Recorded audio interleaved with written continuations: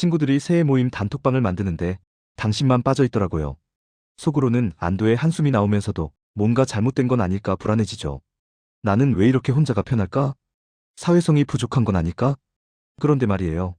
만약 제가 당신의 뇌를 fMRI로 찍어본다면 거기엔 놀라운 비밀이 숨어 있을 겁니다. 친구가 없는 게 아니라 필요 없는 거예요. 더 정확히 말하면 당신의 뇌는 다른 방식으로 설계되어 있습니다. 오늘 이 영상이 끝날 때쯤이면 당신은 고독을 결핍이 아닌 선택으로 바라보게 될 거예요. 그리고 혼자만의 시간이 얼마나 강력한 무기인지 깨닫게 되실 겁니다. 먼저 질문 하나 드릴게요. 당신은 집에 혼자 있을 때 뭘 하시나요? 책을 읽거나, 음악을 듣거나, 뭔가를 만들거나, 그냥 멍하니 생각에 잠기거나. 이런 시간들이 전혀 지루하지 않죠? 오히려 충전되는 느낌이 들잖아요. 그런데 친구들과의 약속이 잡히면 에너지가 방전되는 게 느껴집니다. 이건 성격 문제가 아니에요. 뇌 구조의 차이입니다. 런던 대학교의 신경과학자 케나자와 교수, 그가 진행한 연구를 보면요. IQ가 높은 사람일수록 친구와의 만남 빈도가 줄어들수록 삶의 만족도가 올라갑니다. 일반적인 사람들과 정반대죠. 왜 그럴까요? 우리 뇌에는 디폴트 모드 네트워크라는 게 있어요. 줄여서 DMN. 이건 뇌가 아무것도 안 할 때 자동으로 켜지는 모드예요. 마치 컴퓨터의 절전 모드 같은 건데 사실은 이때 뇌가 엄청난 일을 합니다. 과거의 기억을 정리하고 미래를 시뮬레이션하고 자아를 성찰하죠. 고독을 즐기는 사람들은 이 DMN이 유난히 활성화되어 있어요. 혼자 있을 때 당신의 뇌는 사실 엄청나게 바쁜 겁니다. 그런데 여기서 중요한 게 있어요. 고독과 외로움은 완전히 다릅니다. 고독은 스스로 선택한 홀로 있음이에요. 외로움은 원치 않는 단절이고요. 뇌과학적으로 보면 외로움을 느낄 때는 편도체라는 부위가 활성화됩니다. 여기는 위협을 감지하는 곳이에요. 그래서 외로움은 고통으로 느껴지죠. 반면 고독을 즐길 때는 전전두엽 피질이 활성화돼요. 여기는 창의성과 문제 해결을 담당하는 부위입니다. 같은 혼자 있음이라도 뇌에서 일어나는 일은 정반대예요. 당신이 느끼는 건 고독이지 외로움이 아닙니다. 그럼 왜 어떤 사람들은 고독을 즐기고 어떤 사람들은 견디지 못할까요? 옥시토신이라는 호르몬 때문입니다. 이건 사회적 유대 호르몬이라고 불리는데 사람들과 어울릴 때 분비되죠. 그런데 연구 결과를 보면 고독을 즐기는 사람들은 옥시토신 수용체의 민감도가 낮아요. 쉽게 말해 사회적 보상에 대한 갈망이 적은 거예요. 대신 도파민 회로가 다르게 작동합니다.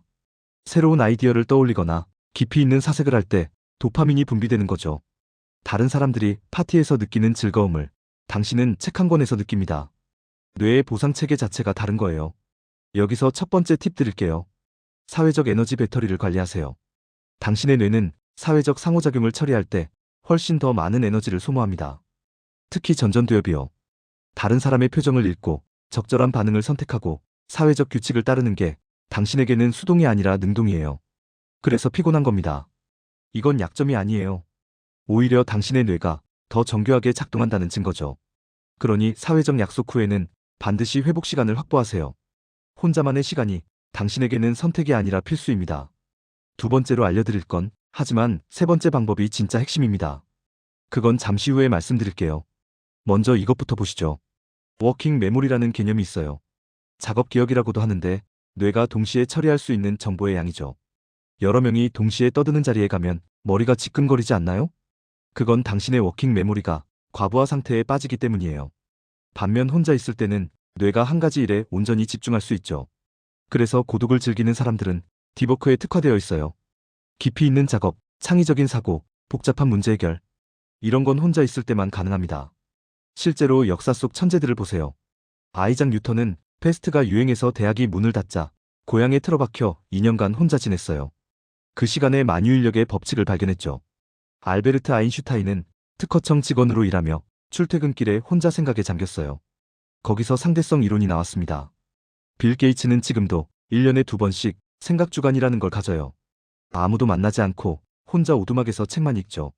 마이크로소프트의 중요한 결정들은 거의 다 이 시간에서 나왔습니다. 고독은 천재들의 비밀 무기예요. 그럼 이제 제가 약속했던 세 번째 방법 알려드릴게요. 가장 중요한 겁니다. 고독의 질을 높이세요. 그냥 혼자 있는 게 아니라 의도적 고독을 실천하는 거예요. 뇌과학자들이 발견한 게 있는데요. 스마트폰을 보면서 혼자 있는 건 진짜 고독이 아니에요. 여전히 뇌는 수천 개의 자극을 처리하고 있거든요. 진짜 고독은 외부 자극을 완전히 차단했을 때 시작됩니다. 지금 당장 해볼까요? 눈을 감아보세요. 그리고 숨을 천천히 들이마시고 내쉬면서 머릿속 생각들이 떠다니는 걸 관찰해보세요. 이게 DMN이 작동하는 순간이에요.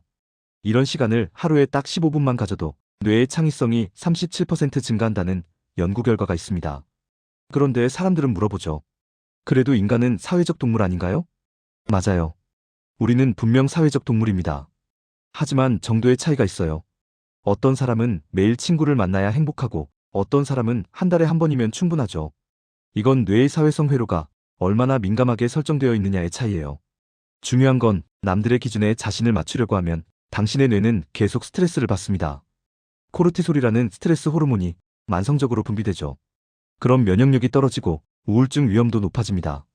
반대로 자신의 뇌에 맞는 삶을 살면 세로토닌이 안정적으로 분비돼요. 행복 호르몬이죠. 당신이 혼자 있을 때 행복하다면 그게 정답입니다. 마지막으로 하나만 더 말씀드릴게요. 약한 유대의 힘입니다. 사회학자 마크 그라노베터가 발견한 개념인데요. 진짜 친한 친구보다 가끔 마주치는 지인들이 때로는 더 큰 도움이 된다는 거예요. 왜냐하면 그들은 당신과 다른 네트워크에 속해 있거든요. 새로운 정보와 기회를 가져다 주죠. 고독을 즐기는 사람들은 깊은 관계는 적지만 약한 유대는 넓게 가져갈 수 있어요. 카페 주인과 가벼운 대화를 나누거나 온라인 커뮤니티에서 관심사를 공유하거나 이런 식의 연결이면 충분합니다. 뇌에 부담을 주지 않으면서도 사회적 욕구는 채울 수 있죠. 자, 이제 정리해볼까요? 당신이 친구가 없는 건 문제가 아니라 특성입니다. 당신의 뇌는 고독 속에서 가장 빛나도록 설계되어 있어요. DMN이 활성화되고 도파민이 분비되고 창의성이 폭발하는 시간. 그게 바로 혼자 있을 때예요. 역사 속 천재들이 증명했듯 세상을 바꾼 아이디어는 시끄러운 파티가 아니라 고요한 방에서 태어났습니다.